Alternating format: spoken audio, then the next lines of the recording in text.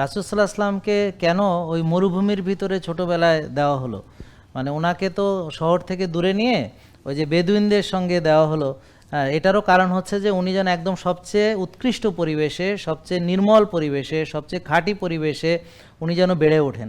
ওনার শিশুবেলা ওভাবে তৈরি হয়েছে। তো এটাও কিন্তু আমাদের মাথায় রাখতে হবে যে অর্গানিক পরিবেশ কিন্তু রাসূল সাল্লাল্লাহু আলাইহি ওয়াসাল্লাম একদম আসল অর্গানিক জায়গা থেকে তাকে ছোটবেলা থেকে বড় করা। তো আপনাদের শিশুদেরকে যত অর্গানিক, হ্যাঁ তাইফে যত অর্গানিক পরিবেশের ভিতরে আপনারা বড় করবেন, ওদের ততই মানসিক বৃদ্ধি তত ভালো হবে, তত মেধা বিকাশ তত ভালো হবে, তত তাদের মনে করেন যে এই যেটাকে বলে ক্রিয়েটিভিটি তত ভালো হবে। আর আমরা যেটা করছি, বাচ্চাদেরকে একটা বন্দি জায়গায় রাখছি, তাদের মোবাইল দিয়ে সব কিছু, খেলাধুলা ওখানে, সব এখানে, বাইরে যায় না, কোথাও যায় না। তো স্কুলে যায় গাড়িতে চড়ে, লিফট থেকে নামে, এসে আবার বাসায় থাকে, টিচার আসে, এভাবে ওর একটা বন্দি জীবন। এতে করে সে হয়তো রেজাল্ট ভালো করবে, কপি পেস্ট করবে, কপি পেস্ট করে অন্যের শেখানো বুলি আওড়াবে, অন্যের শেখানো জিনিস সে খাতায় লিখে আসবে, কিন্তু নিজে থেকে একটা কিছু যে করার যে ক্যাপাসিটি, যে তার এগুলো জিনিস, নিজস্ব একটা উদ্ভাবন, এগুলো কিন্তু নষ্ট হয়ে যাবে।